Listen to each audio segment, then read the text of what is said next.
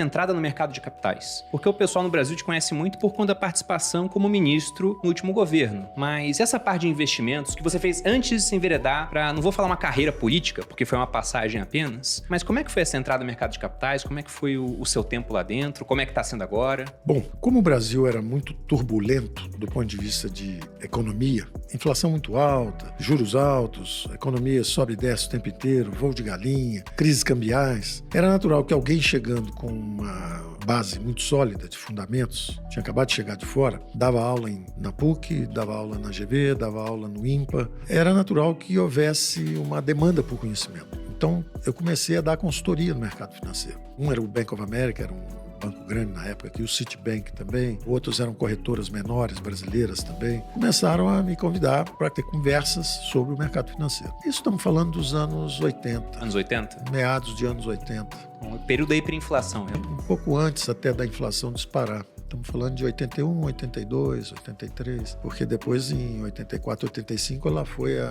200%, né? Depois em 89 ela foi a 5.000%. Então, como a década de 80 foi muito turbulenta, eu fui praticamente arrastado para o mercado financeiro. Mas minha especialidade era justamente macroeconomia, economia internacional. Então, tinha política monetária, política fiscal, política cambial, tudo que afetava esse ambiente econômico, macroeconômico. Então, eu comecei a dar uma palestra aqui, dar uma palestra lá, uma consultoria aqui, uma consultoria lá. Isso acabou me trazendo para o mercado sob forma de um convite para fundar um banco. Na época era uma DTVM, era uma distribuidora de títulos e valores, que foi o Pactual. Nós fundamos lá no final de 83, início de 84. Eu comecei então ali a minha carreira no mercado como Pactual era Paulo, André e César. Eram os três que estavam mais envolvidos na fundação do banco. E eu fui devagarzinho, no início do Pactual, os primeiros 2 anos, eu inclusive exigi que eu só iria à tarde no banco. Às manhãs eu continuava dando aula e estudando e fazendo meus modelos de previsão de inflação, os modelos com que eu trabalhava. Isso foi aceito pelos sócios todos. Depois, 2 anos depois, eu então pedi uma área de renda fixa e aí passei a estar tempo integral no banco. E aí fiquei lá 17 anos responsável pela renda fixa, que era o principal centro de resultados do banco. Mais de 90% do lucro, 94% do lucro veio durante esses 17 anos que eu fiquei lá, vieram da área de renda fixa. Porque a renda fixa acabou puxando a área de câmbio também, quer dizer, muita coisa foi para lá. As aulas foram diminuindo até que eu abandonei. Ainda dei aula mais uns 2, 3 anos depois de fundar o banco. Na verdade, uns 2 anos. E depois eu abandonei porque era incompatível. Realmente o mercado absorve, você tem que estar totalmente envolvido para fazer um desempenho de alta performance. Eu imagino que a renda fixa era muito mais relevante para o banco, porque como é que é investir em renda variável no Brasil? Sim. Você não tinha nem a visão de como é que seria a inflação do próximo ano? É espetacular essa observação sua, porque é o seguinte, era coisa, digamos assim, menos viável possível, mas tinha 1.500 empresas abertas. Bem mais que hoje. Bem mais que hoje, 3 vezes mais do que hoje, num ambiente completamente hostil, avassalador. A empresa morria, estava listada em bolsa e tal, passava 3, 4 anos e desaparecia, porque o ambiente era completamente instável e turbulento, né? Agora, justamente a área de renda fixa tinha uma penetração muito maior, porque o governo estava num modelo de endividamento em bola de neve. Então, o mercado aberto, as operações de mercado aberto tinham recém sido criadas no Brasil. Essa ideia de o governo vender títulos no mercado aberto, com leilões, etc., isso tinha sido implantado muito recentemente, coisa de 4, 5, 6 anos só. Então, era tudo basicamente um jogo em cima e em torno de juros e inflação. Então, por exemplo, vou te dar exemplo. Os grandes ganhos eram feitos na hora assim, a inflação está subindo, toma dinheiro pré e passa dinheiro pós. E quem prestava pré nessa época com essa inflação? Quem não tinha um economista bom para prever isso. Então, os horizontes foram encurtando. Primeiro os horizontes eram 1 ano, 2 anos. À medida que a inflação saiu de 30 e foi subindo para 60, 180, aí o horizonte caía para 3 meses, 2 meses. Mas de qualquer forma, você com 1 ano, você tomando dinheiro a 20%, a inflação vai para 60%, você passando dinheiro no overnight, tomando fixo 1 ano, 20%. Aí vai passando a 20%, depois a 30%, depois a 40%, depois a 50%, depois a 60%. À medida que os juros iam subindo junto com a inflação. Então, o pré-pós, como a gente chama, né, tomava dinheiro pré e passava dinheiro pós. Aí, ao contrário, o governo agora vai fazer um congelamento de preços. Quer dizer, você conhecia, sabia o que os economistas pensavam, sabiam que equivocadamente eles tentariam fazer um congelamento de preços. Aí você passava o dinheiro pré a 50%, 60%, 70%. De repente congelava os preços todos e o juro caía para 3%. Você passou o dinheiro a 60%, você vai se financiar a 3%, 4% durante aquele período. Então, no início eram esses pequenos descasamentos que eram feitos. Ao mesmo tempo, quando a inflação subia o dólar também. Então, compra um pouquinho de dólar, faz um descasamento de pré-pós, vende bolsa, porque está subindo, o juro vai subir, a bolsa vai cair. Agora congelaram os preços, os juros vão cair, a bolsa vai subir um pouquinho. O herói da época era o George Soros, porque era o cara que especulava, que era o grande especulador, que investia contra a moeda. A Libra vai colapsar, vou quebrar o Banco da Inglaterra. Então, os heróis eram traders, mas ele era um trader, por exemplo, consistente. Na verdade, ele trabalhava com hipóteses robustas. Ele se baseava lá no Karl Popper. Sim, formule sua hipótese. Se o mercado estiver a seu favor, é porque sua hipótese está certa. Se estiver contra, dá o stop loss, sai porque a posição está errada e tal. Então, ele tinha alguma consistência. Ele era um cara interessante intelectualmente. Tanto que depois ele desenvolveu teoria de reflexividade. Tudo coisa que faz sentido, não é? Porque se todos estão otimistas, os mercados sobem. E se os mercados sobem, eles ratificam aquele otimismo. Então, é verdade, mas também, para que isso aconteça, tem que ter algum fundamento. Porque ninguém fica otimista por ficar, né? Tem que ter alguma coisa boa acontecendo. Mas isso explica uma boa parte dos movimentos excessivos, das bolhas. Porque às vezes tem uma coisa boa acontecendo, mas você exagera naquela direção. Por isso é que tem esses grandes ciclos, por exemplo, Bitcoin. Agora é a moeda do futuro, porque ela tem quantidade limitada. Aí parte todo mundo acredita naquilo, aquilo sobe. Aí você fala, pô, mas peraí, você consegue comprar um sanduíche? Vai ali no McDonald's e compra um sanduíche com Bitcoin. Então não é moeda. Então você está colecionando quadro de Picasso, esperando que isso vire alguma coisa escassa no futuro. Aí quando cai a ficha, aí o negócio cai. Aí depois todo mundo, não, mas pensando bem, a crise fiscal agora está no mundo inteiro. Todos os governos estão abusando da moeda fiduciária. Será que nós não vamos ter que voltar para uma moeda supranacional e privada? Vamos embora, todo mundo compra Bitcoin de novo. Esses ciclos vão acontecendo. Era isso. O Brasil era realmente um acelerador de partículas. E tudo aquilo que você aprende, que ia levar 3, 4, 5 anos para acontecer, como você tinha quase uma hiperinflação, acontecia em 3 meses. Era muito rápido. Era muito rápido. Então, uma inflação para chegar na Suíça, ela leva 5 anos até todo mundo desconfiar que tem inflação na Suíça. No Brasil, levava 3 meses. E acontecia tudo que a teoria econômica dizia que ia acontecer. Então, foi fascinante, porque você até acreditava que os mercados eram eficientes e que os agentes econômicos eram muito racionais, porque acontecia em alta velocidade. Ou seja, um brasileiro médio era um átomo que raciocinava mais rápido que um americano super sofisticado. Porque era a sobrevivência dele, do negócio dele. Ele tinha que se adaptar rapidamente. É fascinante isso, né? E isso depois foi teorizado por Lucas, por todo mundo, dizendo que justamente os parâmetros, a velocidade de resposta dos agentes econômicos depende da variância relativa. Quer dizer, se os choques monetários são muito intensos em relação aos choques reais, a resposta é muito rápida. É como se fosse assim, quando um preço sobe na Suíça, subiu o preço de chocolate. Todo mundo sabe que o preço de chocolate subiu. Agora, no Brasil, subiu o preço de chocolate, todo mundo sabia que todos os preços estavam subindo. Frango, chocolate, coco, qualquer goiabada, estava subindo tudo. Então, o conteúdo informacional é diferente dependendo do ambiente econômico em que você está. Então, esses insights eram muito poderosos e nos davam uma vantagem muito grande. Então, nós aprendemos muito, o país aprendeu muito através de tentativa e erro. É uma grande desvantagem. Você, em vez de aprender a usar a teoria... Os dos outros, né? A Seria grande bem mais desvantagem. interessante. Mas teve uma vantagem, é que a população brasileira inteira se acroou em matéria econômica. Em relação, por exemplo, a uma Argentina. Na Argentina, como eles dolarizaram para derrubar a inflação, ninguém aprendeu que tinha a ver com déficit, que tinha a ver com a política monetária. Então, eles se enganaram por muito mais tempo, estão em problemas até hoje. Como nós aprendemos antes, porque cometemos erros grosseiros, bem grandes e muito rápido, um atrás do outro, nós acabamos aprendendo. E aí é o que você fala, muda o estilo de investimento do banco. Então, eu que era um estrategista de ver o que ia acontecer com política econômica nos próximos 2, 3 meses e tal, o trabalho passa a ser um trabalho muito mais de arquitetura do banco propriamente, de estratégia de você tem que ter uma área de research, tem que ter uma área de equity agora robusta, porque agora não é comprar e vender. Naquela época era Telebrás, Petrobras, escolhe 2 ou 3 papéis muito líquidos, principalmente Telebrás. Compra e vende o tempo inteiro. Agora não, o herói não era mais o Soros, o herói agora era um Warren Buffett. Agora eu tenho que ir para value investing, eu tenho que saber qual é o valor presente dos futuros dividendos que essa empresa vai dar, tem que ir lá Michael Porter, eu quero saber ver quais são os competitive edges, se tem um economic mode, se ela tem uma vantagem competitiva, se ela tem realmente algum monopólio natural. Então, o estudo ficou muito mais aprofundado. E os horizontes são mais longos. Eu vou carregar isso 3 anos, 4 anos. Acaba aquela maluquice de compra e vende, e você começa a carregar papéis. Então, muda completamente a filosofia de investimento. A filosofia de investimento, que era, na verdade, de fast trading, compra-vende, um timing sendo decisivo, em vez de ser o timing o fator decisivo, passam a ser decisivos os fundamentos econômicos daquelas empresas. E da mesma forma também, os movimentos de juros passam a ser mais longos, porque aí os horizontes se alargam, se aprofundam, você passa a ter investimentos de 2 anos, 3 anos, e aí você até pode fazer o pré-pós como fazia antes, mas com horizontes mais longos, volumes bem maiores, descasamento de moedas, agora eu tomo em dólar e passo em real, tomo em real e passo em dólar. Então os mercados vão ficando um pouco mais robustos, mas ainda não são o suficiente para você entrar no setor real. Aí vem uma terceira fase do mercado,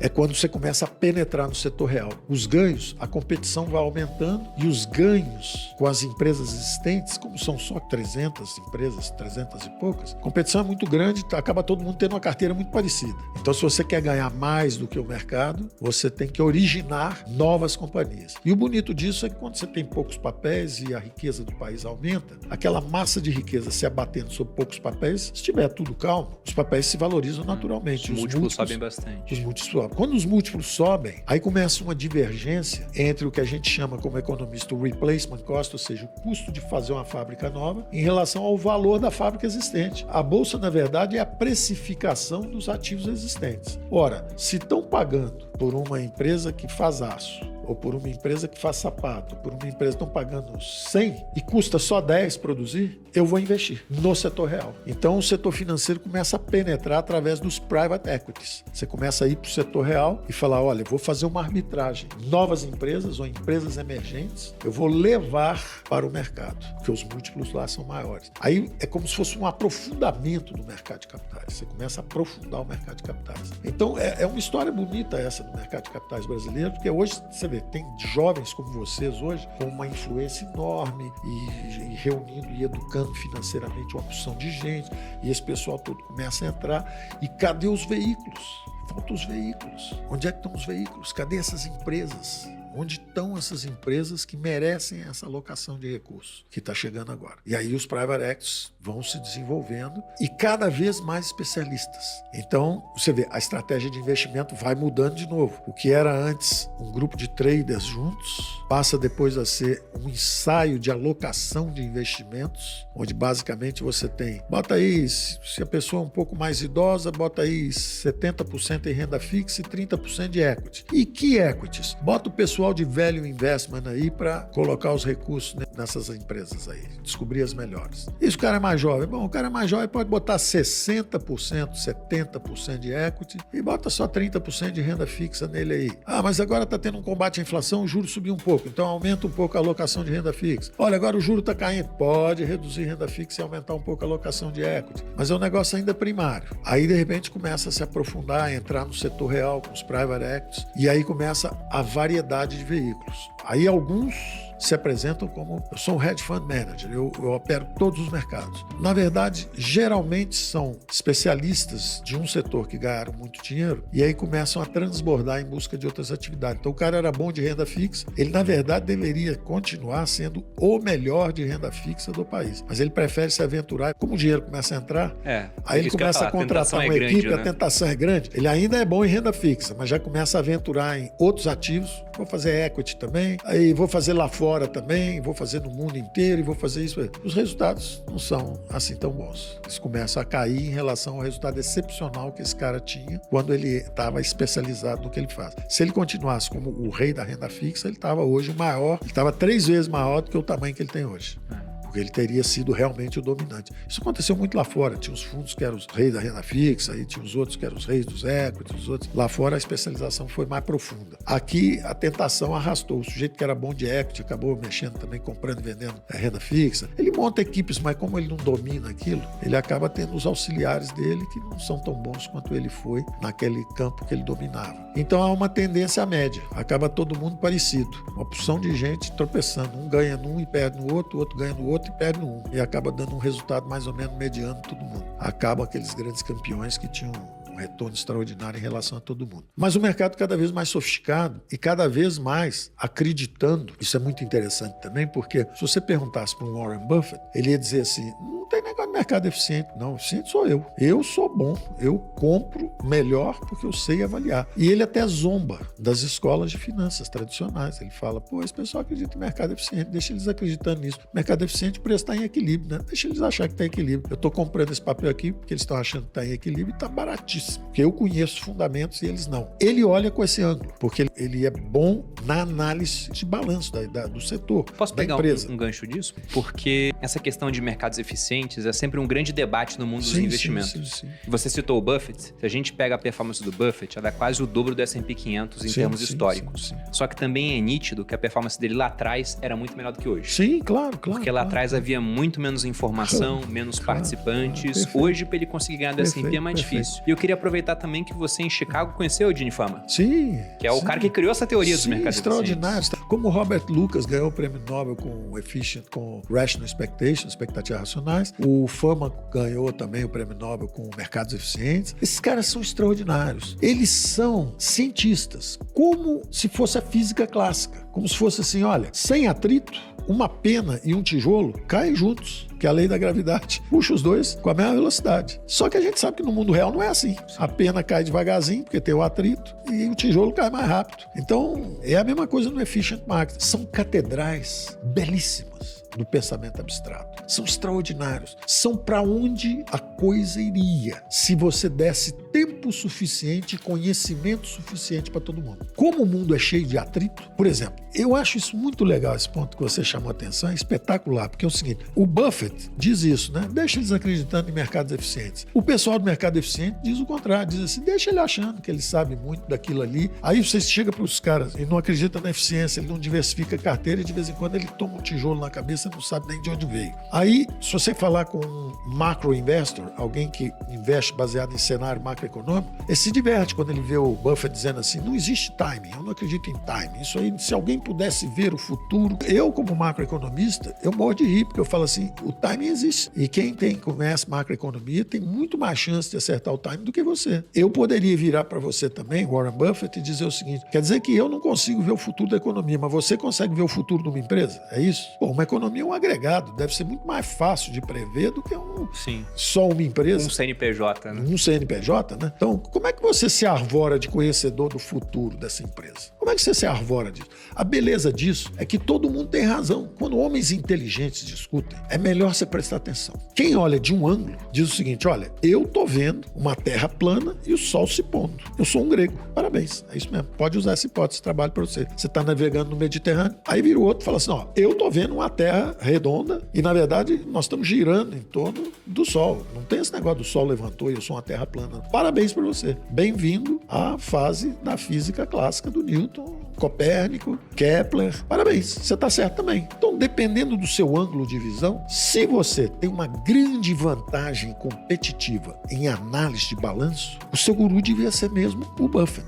Porque use esse talento seu, porque você tem uma certeza. Você é muito melhor que os outros nisto. Não pense em time, que vai te atrapalhar. Não pense em macroeconomia, que vai te atrapalhar. Se concentre nisso, que é o que você conhece. Agora, você virar para um economista e falar assim, olha, se você realmente é um bom economista e vê os ciclos econômicos, se concentre nisso. Não perca seu tempo tentando escolher qual é o melhor papel, não, porque você não foi preparado para isso. E a beleza da hipótese de Efficient Markets é o seguinte, é que todas essas informações se combinam nos preços, fazendo com que, no final, toda a informação disponível está embutida ali e os mercados tendam à eficiência. Só que até chegar nesse ponto, já teve outro choque, já perturbou tudo outra vez, depois outro choque, porque não existe a posição de equilíbrio. Então são construtos teóricos extraordinários esses de expectativas racionais, todo mundo sabe o modelo. Não sabe, os caras são cegos, o cara não enxerga nada ali na frente, só que tem um que enxerga, parte na frente, aí o outro copia, o outro vem também, vem, acaba todo mundo indo. Seja quanto ao time, agora vai. Seja quanto à empresa é essa, vai um, vai o segundo, vai o terceiro. Então a grande verdade é que quando você tem os estelares, os que são os melhores, cada um na sua atividade, se todo mundo fosse igual a eles, o ajuste era instantâneo e o mercado era eficiente todo o tempo. Não é a vida real. A vida real é que vem um choque qualquer, uns começam a procurar as melhores empresas dentro desse novo meio ambiente, os outros começam a procurar o timing certo porque houve essa perturbação macroeconômica que vai jogar. E veja bem, o economista tem chance de acertar, porque quando sobe a maré, que é uma imagem até do Buffett também, sobem todos os barcos. Então ele pode até escolher o melhor barco, que vai subir mais. Mas a verdade é que o economista pode acertar em 18 barcos. Ele pode dar um tiro no índice e acertar muito bem.